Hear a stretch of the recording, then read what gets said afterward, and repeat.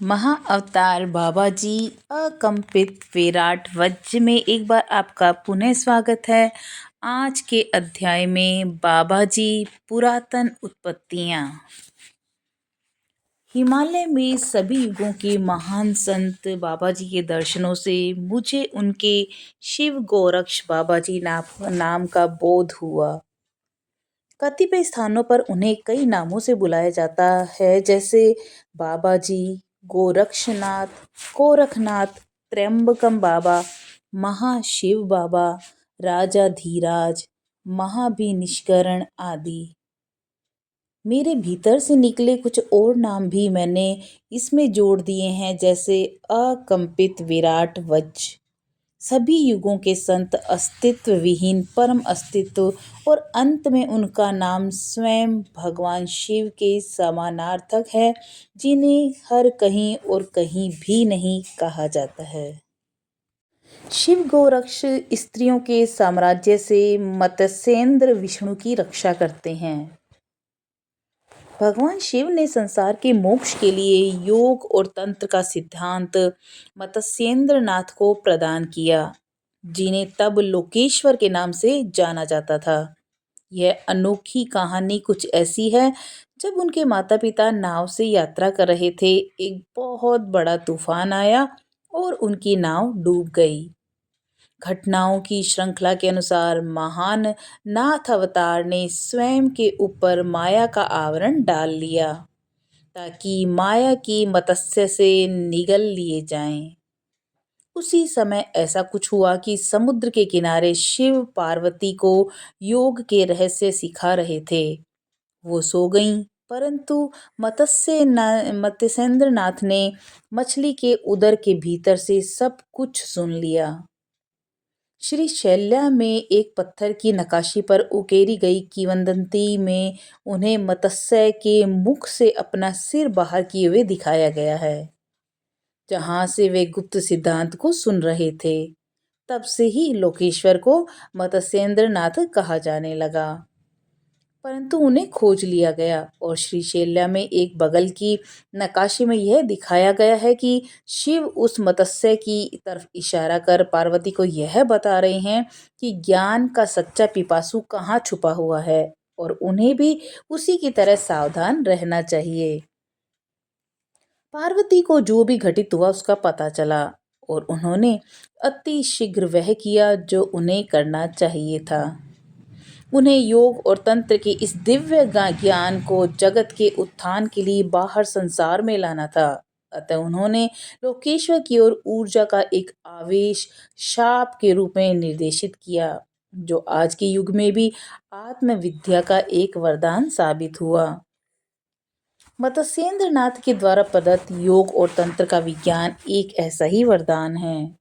दिव्य काल चक्र में दिए गए निर्णय के अनुसार, चूंकि योग के द्वारा प्रजनन और क्रमागत वृद्धि का कार्य सतत चलते रहना चाहिए, पार्वती ने एक कर्म के नियम को गति प्रदान की, जिससे न सिर्फ मत्स्येंद्र का कदली वन में जाना सम्मिलित था, बल्कि उनका तंत्र के चमत्कारी ज्ञान और योग के रहस्यात्मक ज्ञान का प्रचार प्रसार करना भी शामिल था। तो मैं शाप और वरदान जैसे शब्दों के संदर्भ में भारतीय शब्दावली के आंतरिक उद्देश्य को स्पष्ट करना चाहूँगा। तो यह एक कहने का तरीका था कि पार्वती ने मत्स्येंद्र नाथ को श्राप दिया, ताकि वे पृथ्वी पर जन्म लेकर तंत्र, कौल ज्ञान का और योग के क्रमोत्थान करने वाले विज्ञान की शिक्षा दें। उन्होंने मत्स्येंद्र नाथ को आगे यह श्राप भी दिया कि वे कदली वन में समस्त योग की स्मृति खो देंगे। इस समय तंत्र का ज्ञान अपने उच्चतम पर था, और आध्यात्मिक संतति के प्रजनन का ज्ञान पृथ्वी के लोगों में प्रचारित हो गया था। यही था आत्मा का पदार्थ में क्रम संकोच, एक ऐसा कार्य जो माया सदा से करती आई है। मत्स्येंद्र नाथ के मकसद का प्रथम कार्य संपन्न हो चुका था, जो संसार को यह बताना था कि किस प्रकार जनन कोशिकाओं और डीएनए को बेहतर बनाएं, जिससे आध्यात्मिक संतानों की प्राप्ति हो सके। अब श्री गोरक्ष बाबा जी के लिए एक ही उपयुक्त समय था कि वे अपने लौकिक गुरु को किसी प्रकार यह संदेश दें कि योग के द्वारा आध्यात्मिक उन्नति के उनके लक्ष्य के दूसरे भाग का प्रारंभ होना है। यह वक्त अब मत्स्येंद्रनाथ के अपने अगले लक्ष्य के प्रति जागने का था, जिसमें मानवता की रक्षा और सहयोग सम्मिलित था, ताकि उसकी आत्मा का चैतन्य में सहज रूप से उत्थान हो सके।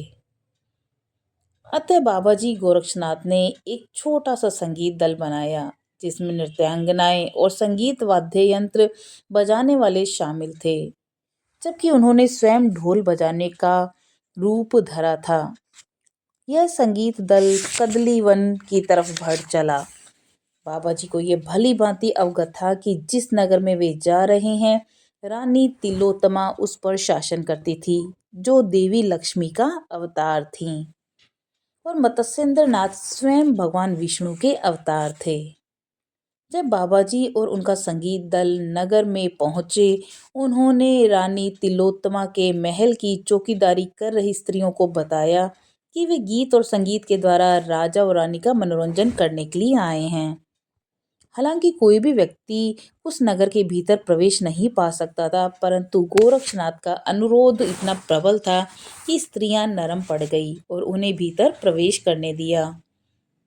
जब वे महल की ओर जाते समय खूबसूरत उपवनों से होकर गुजर रहे थे, तब उन्हें सबसे अधिक करिश्माई फूल मिले, जिनकी सुगंधित से कोई भी मदहोश हो जाए।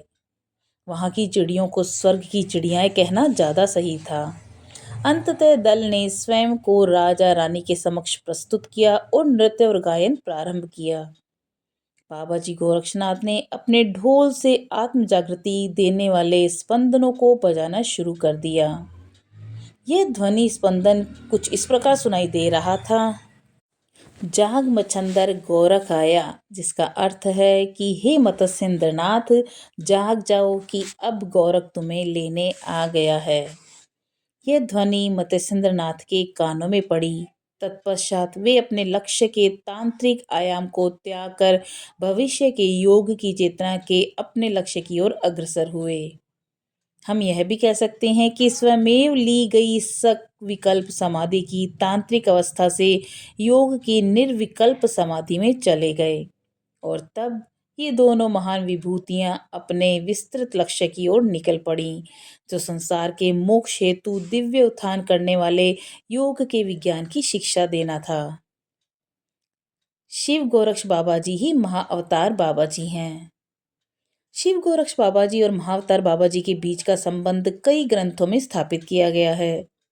लोक कथाओं और मध्ययुगीन ग्रंथों में तो यह उल्लेखित है कि गोरक्षनाथ ने कबीर को अनुग्रहित किया एवं उन्हें नाथ योगियों के तौर तरीके सिखाए।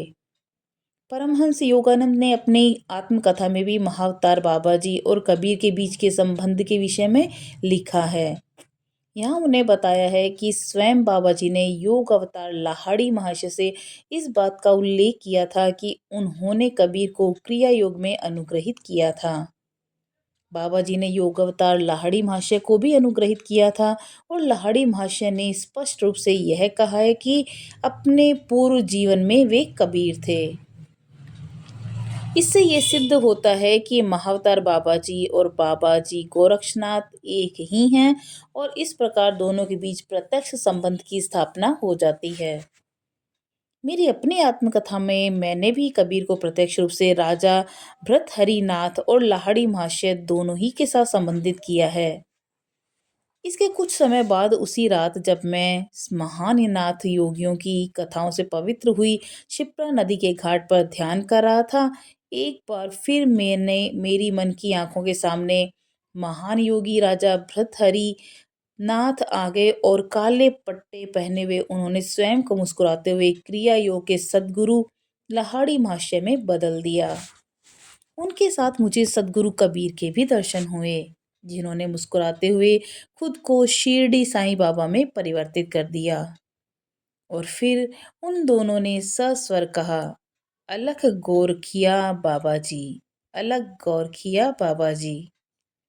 बाद में विचार करने पर और गहन ध्यान में मुझे इस बात का एहसास हुआ कि महारानी पिंगला की मृत्यु के पश्चात गोरक्षनाथ भर्तहरि को अपने कार्य और तप के लिए अपने साथ ले आए थे, और तब भर्तहरि बड़े ही भारी मन के साथ गए थे। गोरक्षनाथ ने इस बात का ध्यान रखा था कि उनके भव्य महल देखने और गृहस्थ पत्नी की इच्छाएं उनके कारण शरीर में सुरक्षित रहें, ताकि कालांतर में बाबा जी इस महान आत्मा को संसार में अवतरित कर उनका विवाह दिव्य काशी मौनी से करा सकें।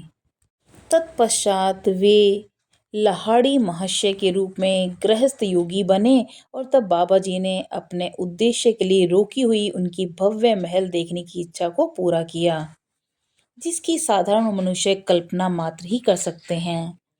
यदि बाबा जी ने राजा भर्तहरि के मन में इस इच्छा का बीज न रखा होता, तब कोई भी लाहड़ी माशे जैसी महान आत्मा को इस नश्वर संसार में अवतरित नहीं करा सकता था।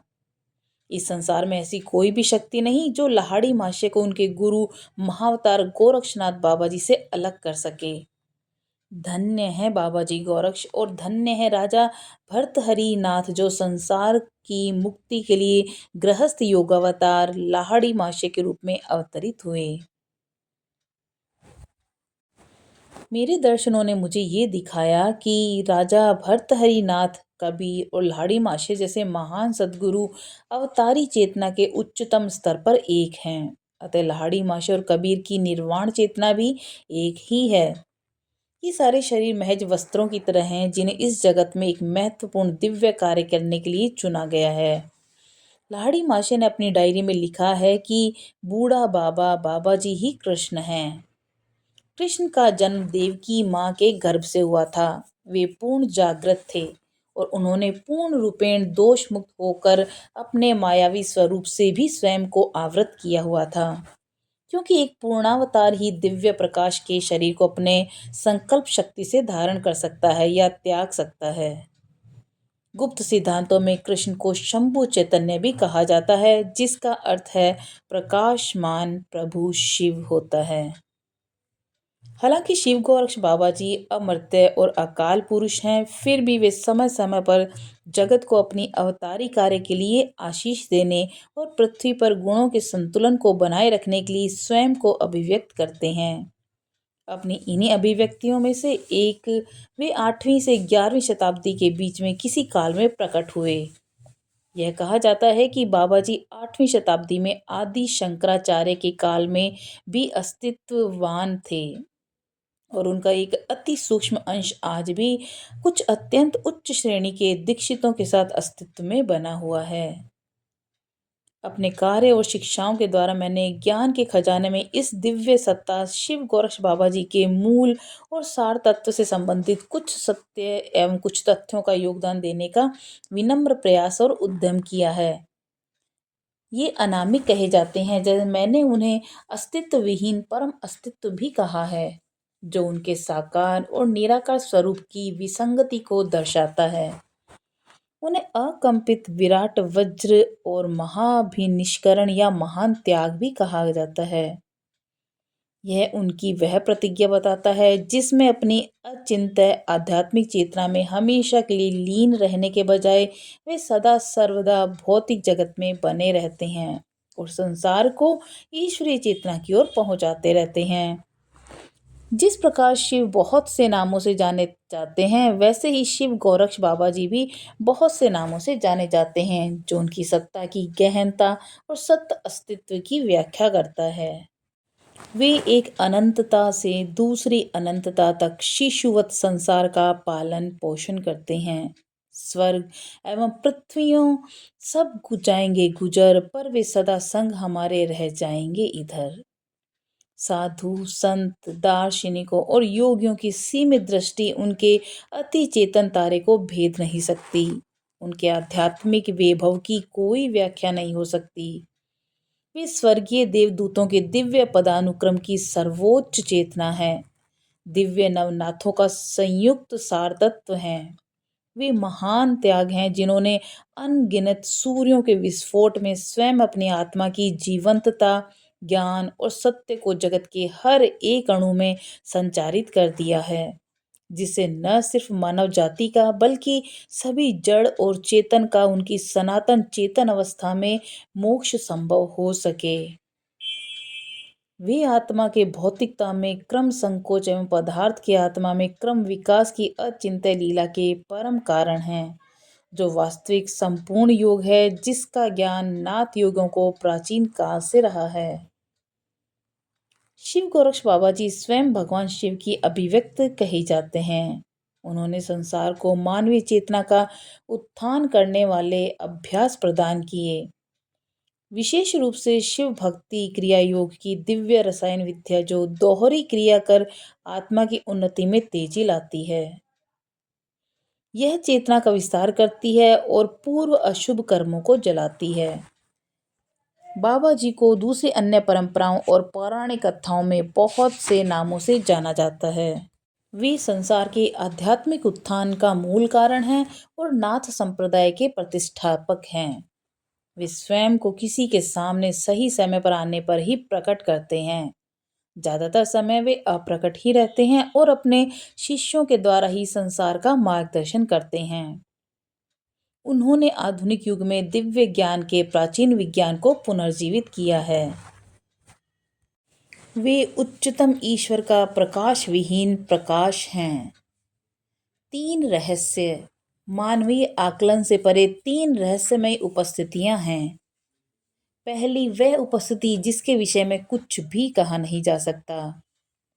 यही है वह उपस्थिति जिन्हें हम अवर्णनीय सत्ता हर युग के संत शिव गोरक्ष बाबा जी के नाम से बुलाते हैं, जो हमारे अस्तित्ववान जगत में कार्य कर रहे हैं। सापेक्षता और जगत ब्रह्मांड में हम सभी बाबा जी की अभिव्यक्ति के अत्यंत क्षीण प्रकाश को ही देख पाते हैं, परंतु कोई भी उनके पारलौकिक तारे को भेद कर उनकी निरपेक्ष अवस्था तक नहीं जा सकता।